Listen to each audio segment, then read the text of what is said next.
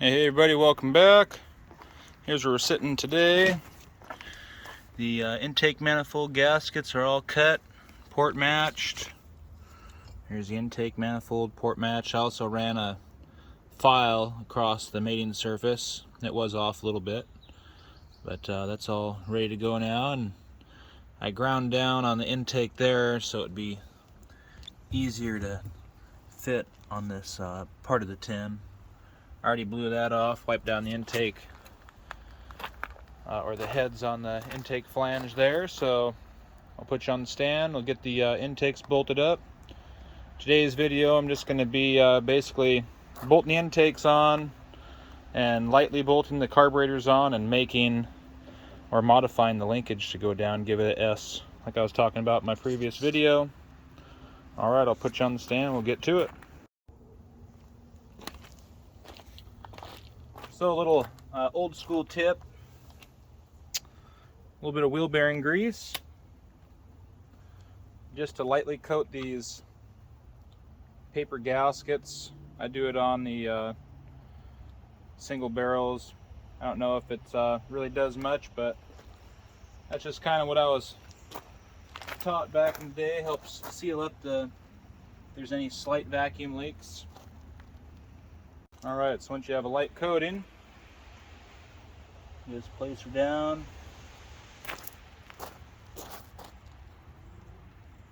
Down on the heads.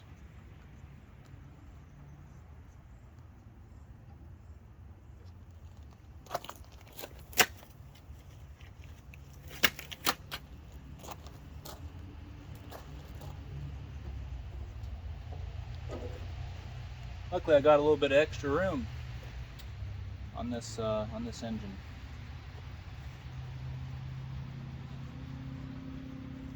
Got my wrench, and here they are. I'm wanting to run the nylock nuts, and I wanted to run a washer, so I got this thin wavy lock washer. It's the thinnest washer I got, so it'll have double security right there. And obviously it's a lot easier with the engine bay being open to install this stuff. Another reason I'm wanting to just lightly bolt the carburetors on as well is I have the Malpassi fuel pressure regulator that's going to be mounted back here, so I have to make sure that the air cleaners and the carburetors and all that fit together without hitting. So it'll be easier if the carburetors are removable.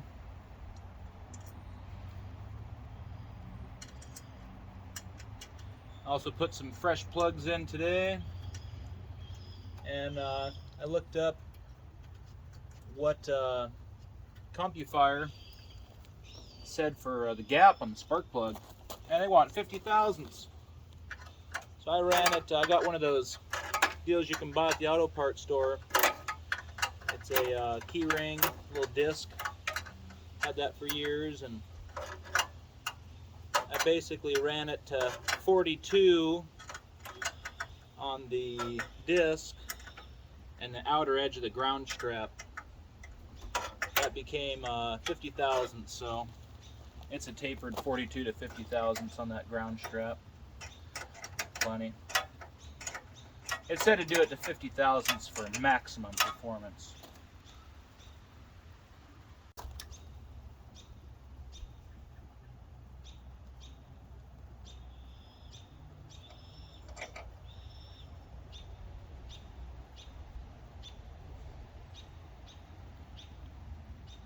What I can see, looks like the gasket is where it needs to be.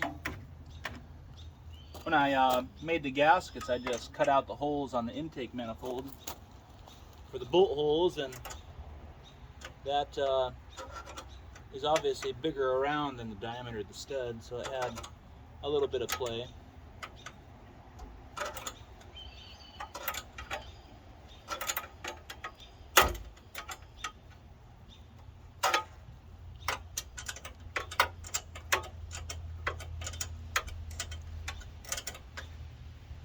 I do have some of those smaller nuts that fit in here, but I wanted to make sure I had the nylock.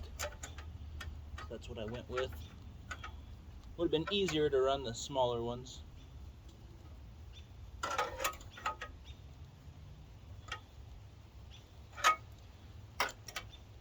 I don't use a torque spec on these.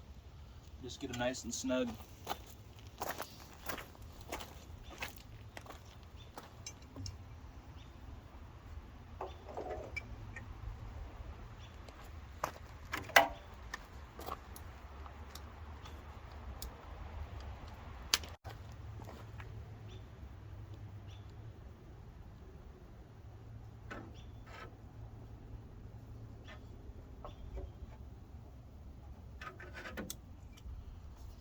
Pretty sweet. It's nice having the room to actually see down the intake manifold. You can see that in a bug too, slightly, or in a full engine bay, engine compartment.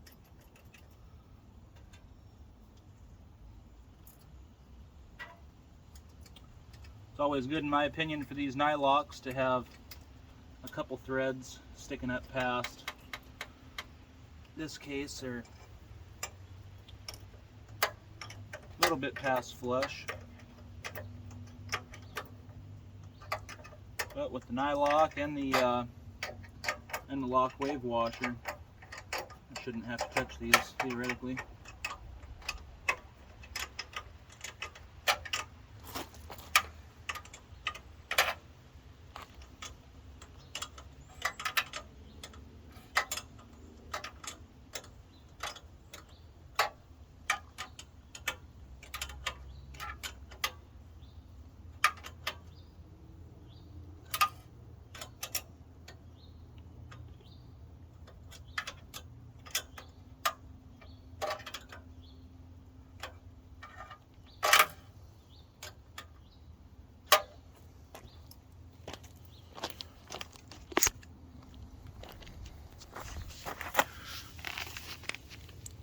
Here's how we're sitting. Not bad. Could have a little bit more sticking up, but I'm not going to complain about that.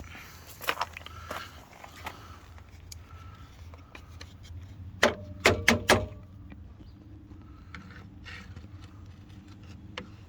see. I don't know if you can see down in there or not. Anyhow, I'm going to tape these intakes off and put you right back up on the stand.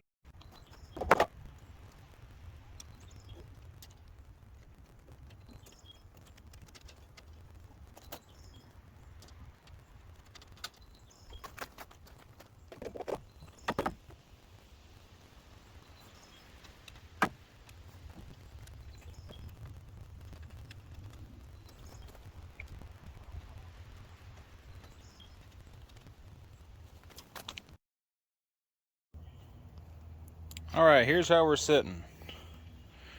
Tried to get fancy, make a little jig. Two things I did wrong was A, I cut the piece before it was bent, so the length would have been too short. And I tried making this little deal with sockets to hold it and bend it, put another socket there. Yeah, right. It just flexed these sockets out. So I went back to the old school, you know, some ways are just the good ways. So I started out with a longer piece and I just bent it by hand, and instead of really getting all involved with math. It's the art of visualization, that's what I call it. If you can visualize it, you can see it work, that's what counts, and it will work. So there's pretty much how it's going to sit. I'll have to cut some off the ends, and that's that. So I'll get this cut, put it in place on the linkage, and then we'll move to the other side.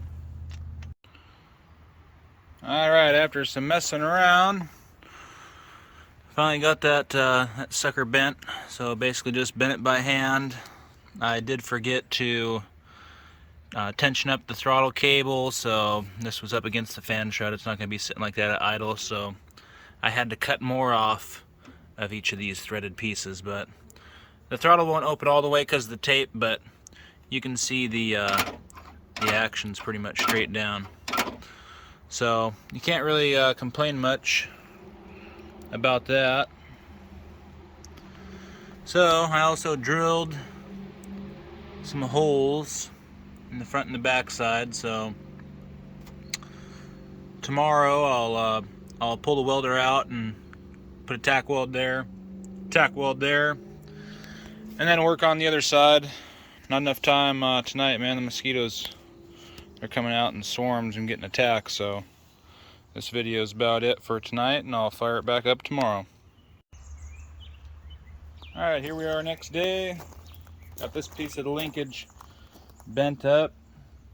As you can see, that should clear it pretty well. So I'll mark these pipes, cut them, get them ready to be welded. So here's how the linkage turned out.